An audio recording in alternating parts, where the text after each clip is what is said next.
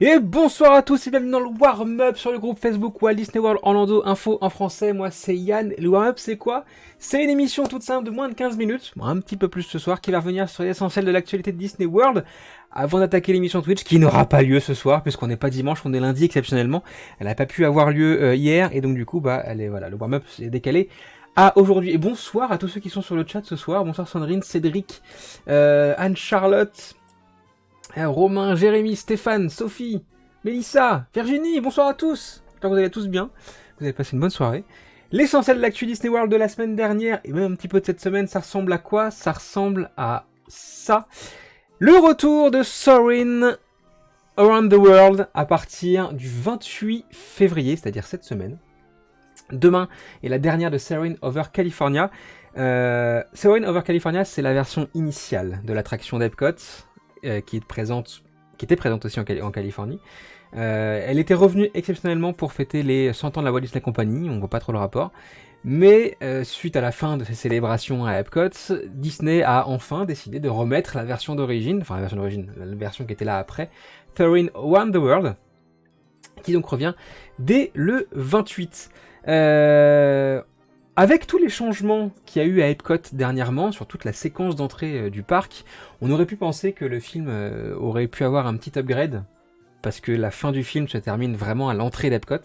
Que nenni, hein, ils n'ont pas choisi de refaire cette séquence-là, donc on aura toujours un ancien Epcot dans cette version du film, à voir quand est-ce qu'ils la referont ou pas un jour. Mais en tout cas, l'Epcot que vous verrez dans ce film ne ressemble plus du tout au Epcot que vous verrez en vrai maintenant. Et le vrai est beaucoup mieux qu'avant. Donc à partir du 28, retour de Soarin' Around the World. Autre petite nouveauté, on va dire ça comme ça, à Animal Kingdom, on l'avait vu il y a quelques mois, il y a 2 mois il me semble, que Korra était née de sa maman Nadira à Animal Kingdom.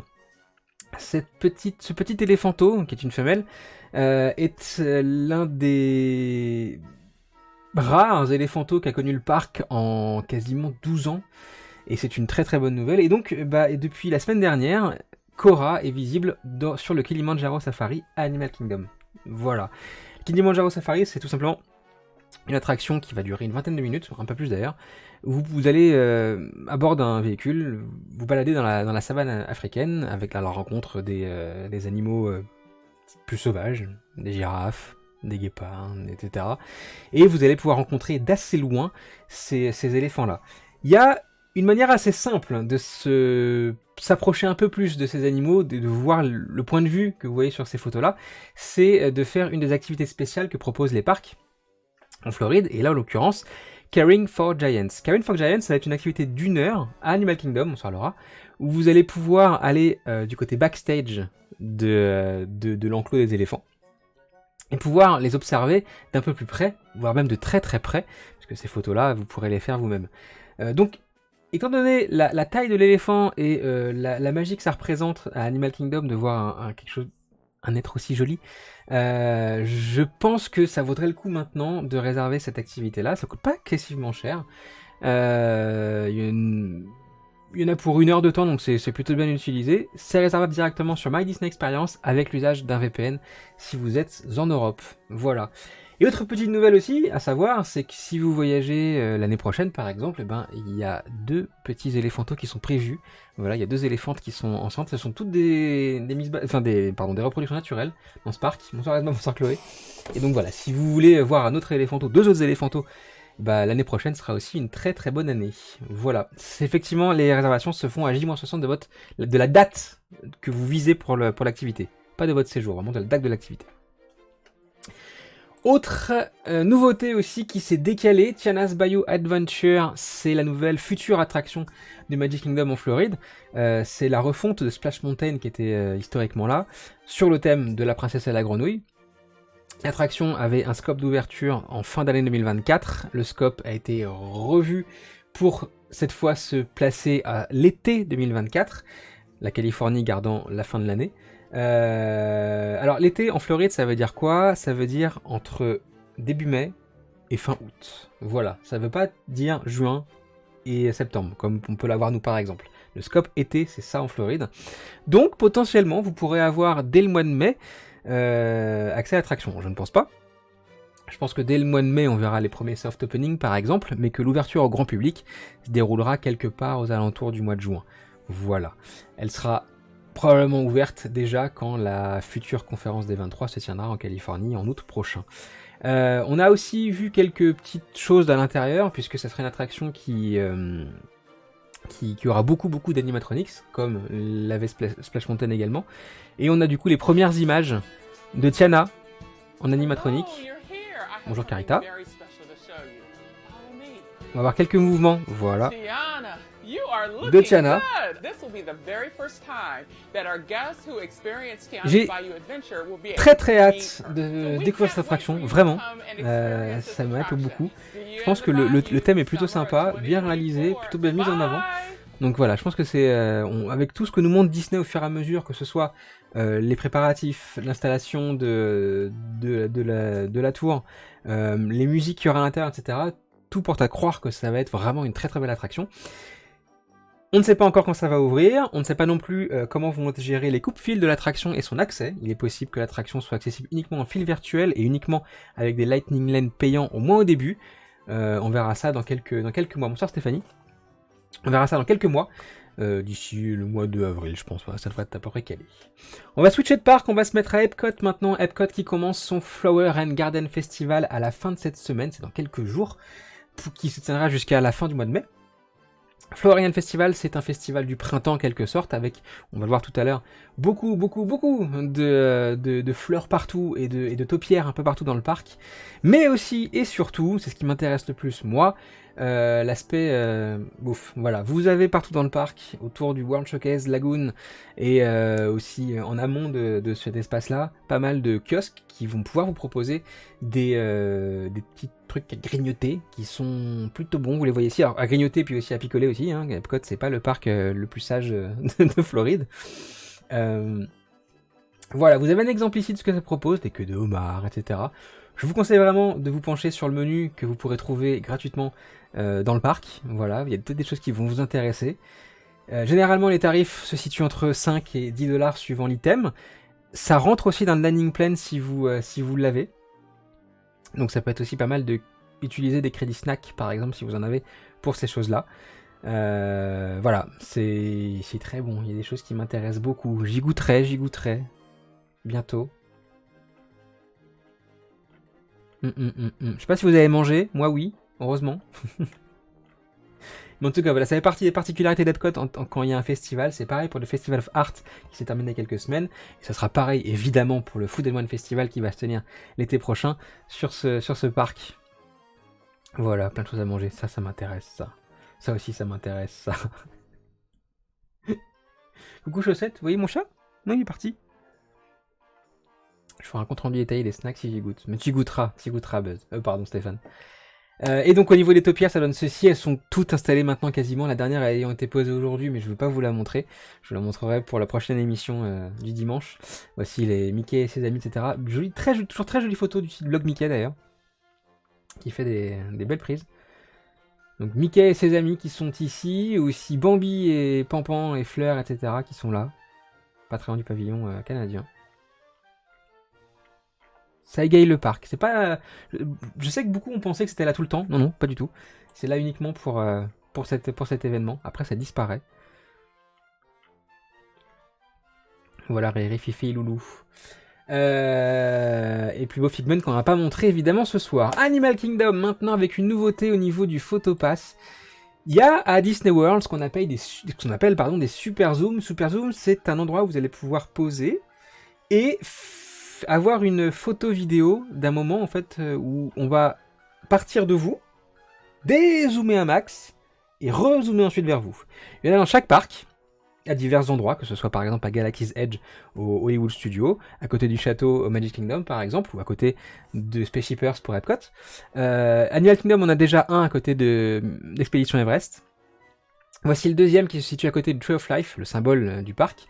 Voilà, donc c'est la nouveauté de cette semaine. Le Super Zoom arrive également ici, qui donnera un joli point de vue du coup sur le Tree of Life. Ça peut être très sympa à faire.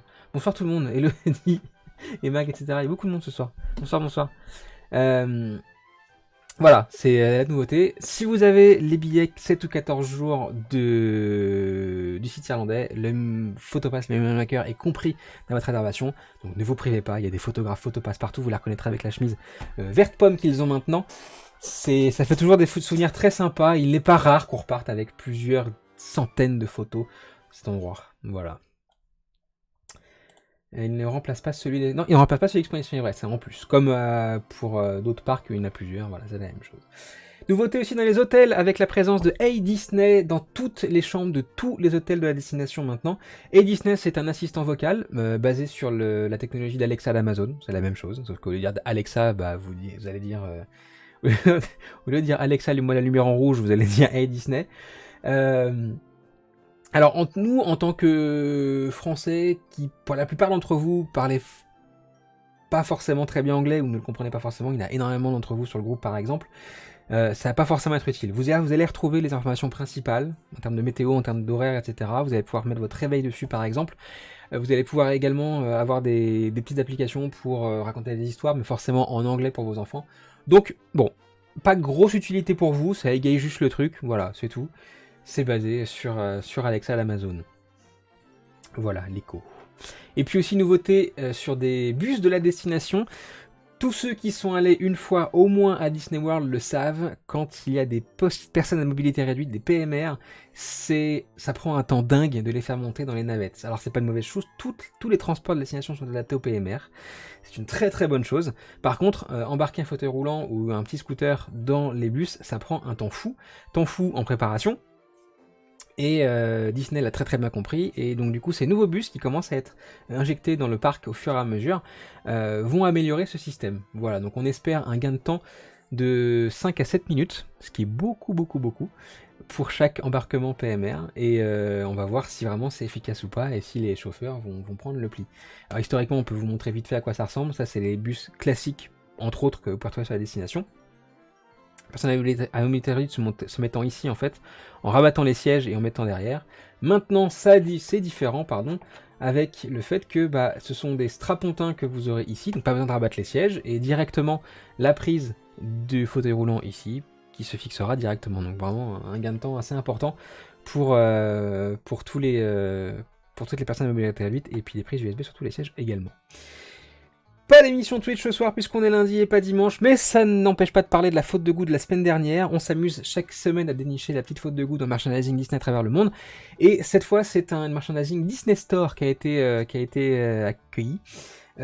Puisque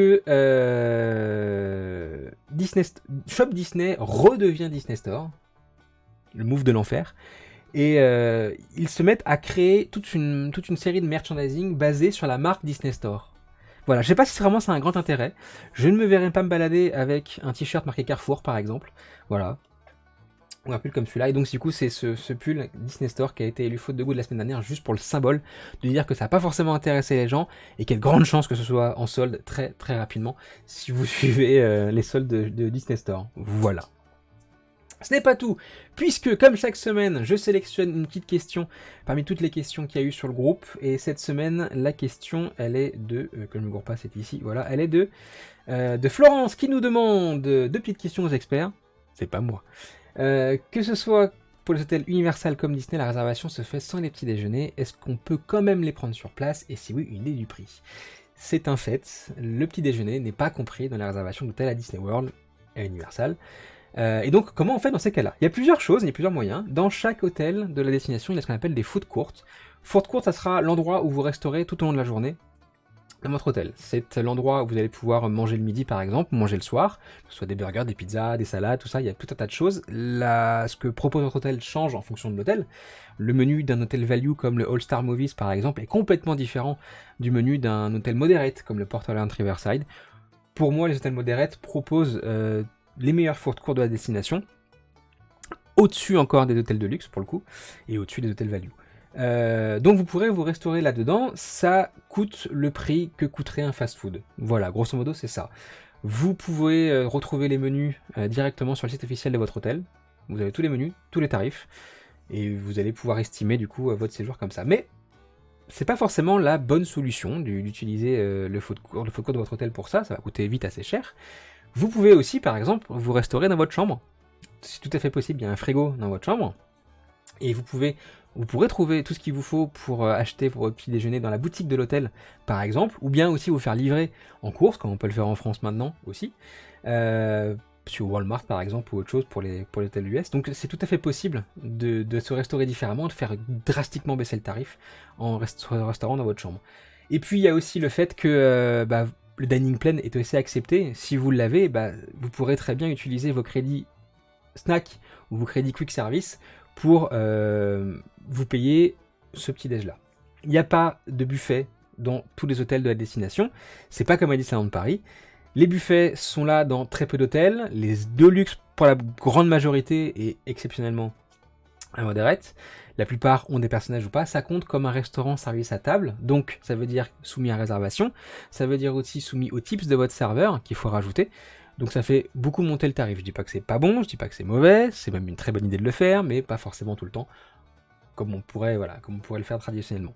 Voilà, donc diverses manières de prendre son petit-déj sur la destination. Moi je suis plus adepte de manger dans ma chambre tranquillement, je me réveille tranquille, j'ai mes cookies, j'ai mon lait, j'ai mes céréales Fruit Loops, tout va bien. Et puis la deuxième question c'était le site irlandais est toujours cité mais je ne vois pas de lien pour y aller, même sur les pages en tête. Alors il y a tous les liens qu'il faut sur le groupe, en tout cas Walt Disney World Orlando en français, dans les sujets à la une du groupe. Voilà, tous les liens sont là, il y a beaucoup de sujets, n'hésitez pas à les consulter, le lien était là.